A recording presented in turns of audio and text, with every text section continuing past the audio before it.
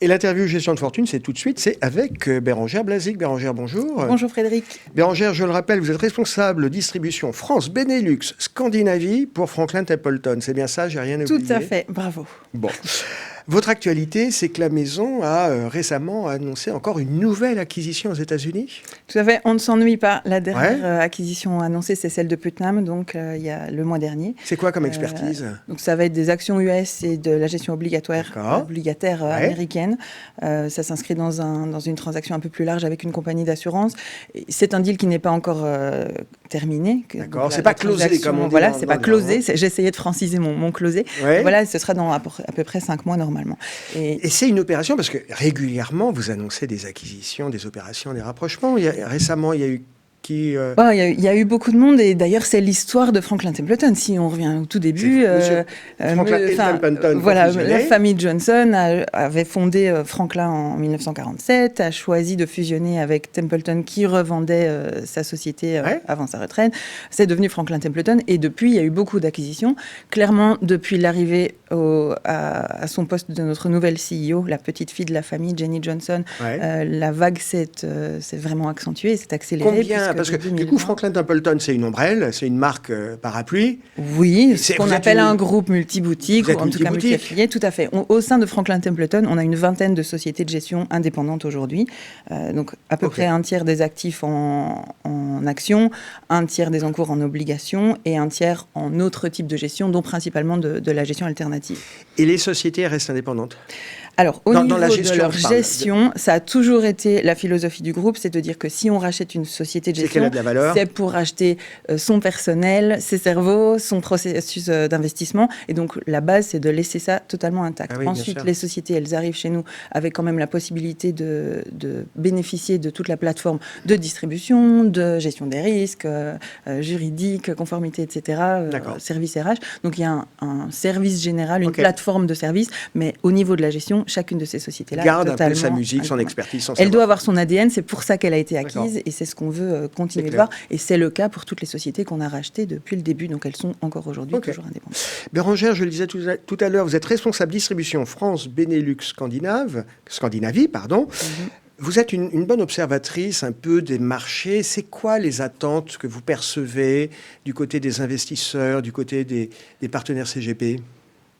Alors, si on est en France, forcément, il faut se mettre dans le point de vue que Franklin Templeton, comme toutes les sociétés de gestion, s'inscrit déjà en concurrence de ou après les investissements dans tout ce qui va être gestion dite garantie. Le livret A, le fonds euro, les produits structurés. Donc nous, on arrive quand l'investisseur a déjà décidé qu'il a besoin d'autre chose, qu'il a besoin de battre l'inflation, qu'il a besoin de diversification.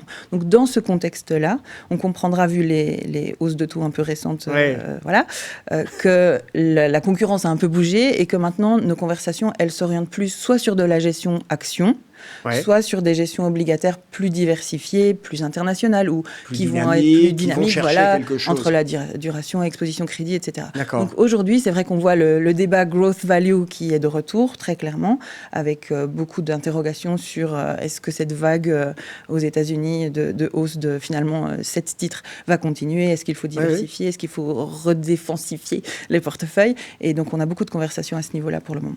Entre la France et puis la Scandinavie, la France c'est déjà le sud et la Scandinavie c'est bien le nord, il y a des différences de sensibilité des investisseurs. Oui, alors en Scandinavie, c'est un marché qui est beaucoup plus institutionnel de toute façon, et où la vague ESG a commencé encore avant la France. Donc c'est vrai qu'on a des allocations qui sont assez différentes. Après, avec une culture financière pour la plupart des investisseurs individuels scandinaves, plus élevé qu'en France. Oui, c'est vrai qu'en France, on est quand même, au niveau de la culture financière des particuliers, à la ramasse. Il y a beaucoup à faire. Il y a du travail. En tant qu'industrie de la gestion, on a beaucoup de travail. Oui. Quand on préparait cette interview, vous me parliez d'une chose sur laquelle il y avait pas mal de traction, c'est toutes les solutions de gestion privée. Oui, mais donc si on regarde les dernières acquisitions de Franklin Templeton, ça s'est aussi inscrit dans ce sens-là, puisque dans les acquisitions de 2020, il y avait Clarion, société de gestion immobilière. Récemment, on a eu donc Benefit Street Partners, qui était un peu précédemment au niveau crédit privé américain, puis Alcentra sur les crédits privés européens, puis Lexington en private equity secondaire. Et clairement, ça s'inscrit dans ce qu'on voit comme tendance sur le marché, Oui. qui est que... Mais déjà, pour accéder à la valeur... Sortir des classes d'actifs mainstream, quoi.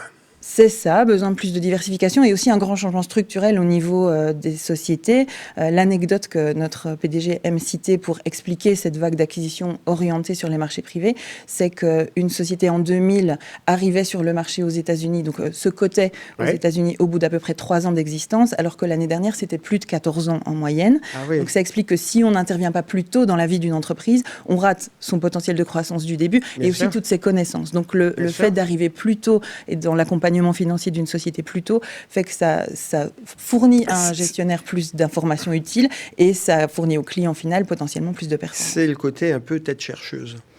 Oui, Identifier les tendances. Chercher l'innovation le plus vite possible. C'est très clair.